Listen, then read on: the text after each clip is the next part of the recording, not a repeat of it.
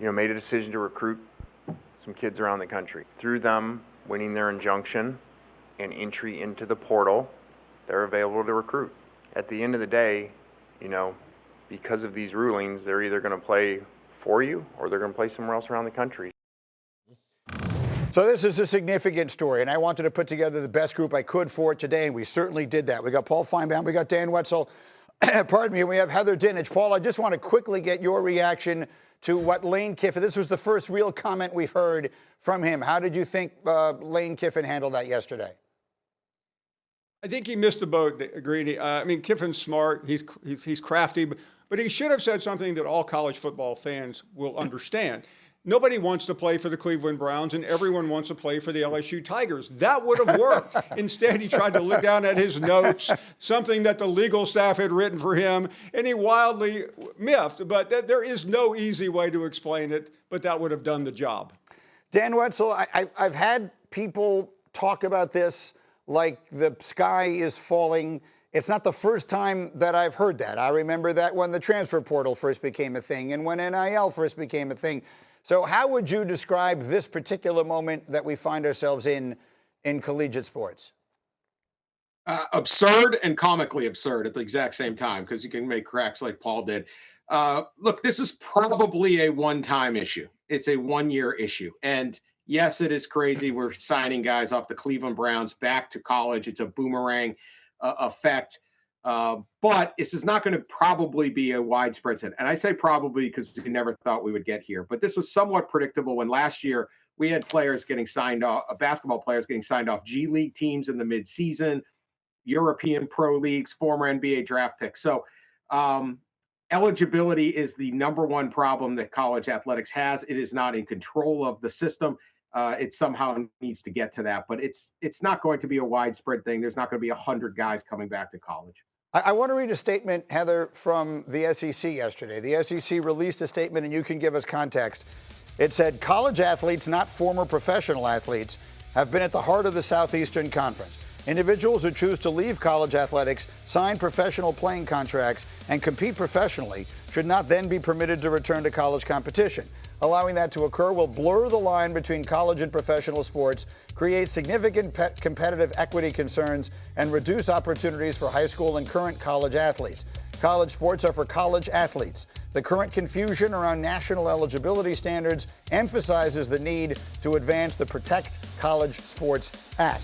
Obviously, LSU is in the SEC. This was the SEC coming out with this statement. Heather, what should we be thinking? Well, we should be thinking that the very coaches who sit around all summer at media days and say we need hard and fast eligibility rules to follow are the very ones who are then saying, oh, look at this loophole. I can use it to get a tight end who I coached before and can help my offense. So while the SEC is asking the NCAA and the United States government for help to fight this, the coaches in their conference are saying, why don't you come on over here and play with me because I can make a spot for you on my roster. Greeny, what's happening is having a trickle-down effect all the way to the high school level. And this has been Greg Sankey's point. You can't damage these other players on your roster who have invested 8 months all summer to play for you, and high school players who think they have a spot and 5 years to play for this one player who can't cut it in the pros.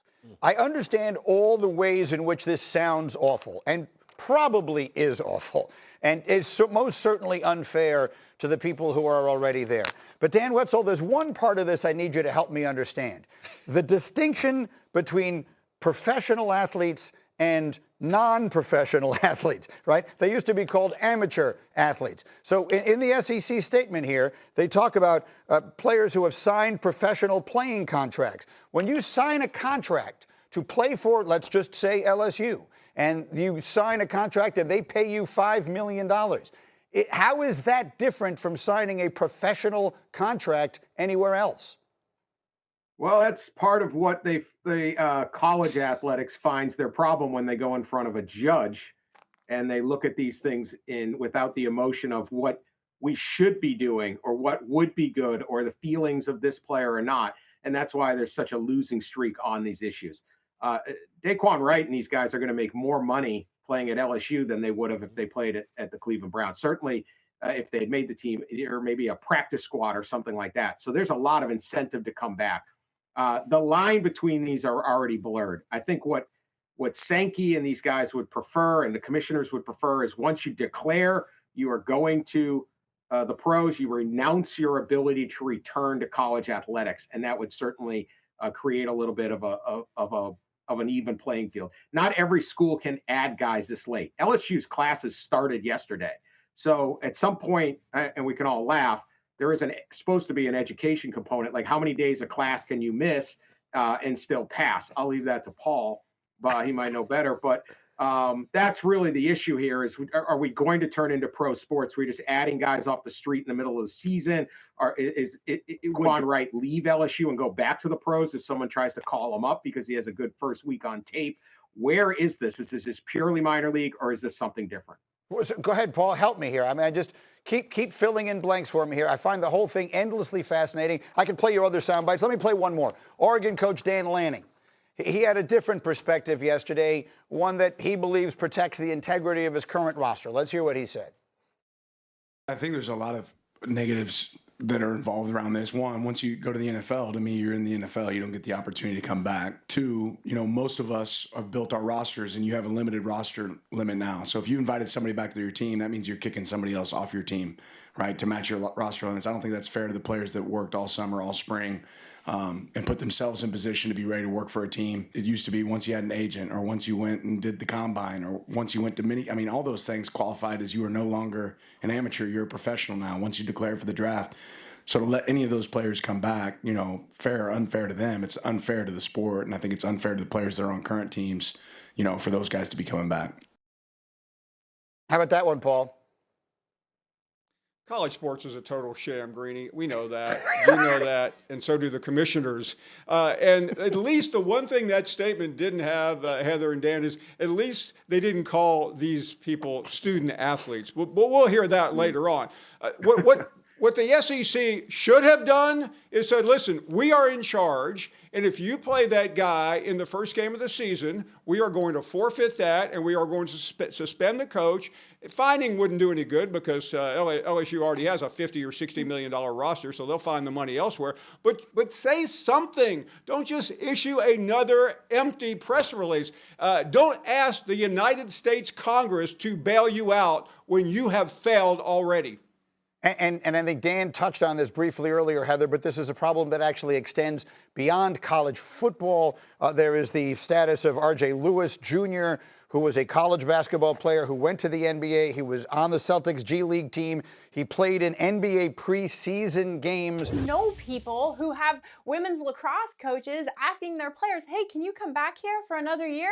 But Greeny, I'm going to go back to what Paul said, because right now, today and tomorrow, SEC presidents and chancellors and athletic directors are meeting in Birmingham, Alabama, to talk about ways they can create and enforce their own rules. This goes back to what we talked about at SEC Media Days in July. How can they do this? How can they enforce it? Can they do something like Paul is talking about in terms of punishing players that do this? But look, the reality is that this boils down to a judge in a state of Louisiana, and state-by-state rules are what are making this extremely messy. Wetzel wrote a great column on ESPN.com, and I agree with him wholeheartedly. If you're going to ask the federal government for help, do it in a skinny bill. Focus on eligibility. I think Dan is absolutely right. That is a great way to try to fix this. Yeah, I mean, so there needs to be some sort of comprehensive rules here, because right now we're just dealing with a million different things. There's one other thing I just wanted to get Paul's comment on. Well, actually, Paul, go ahead.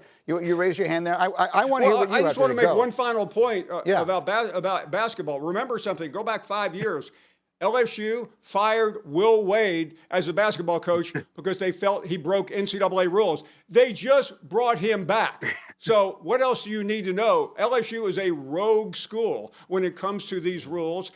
They're part of the SEC, but they might as well be some independent nation out there with its own army.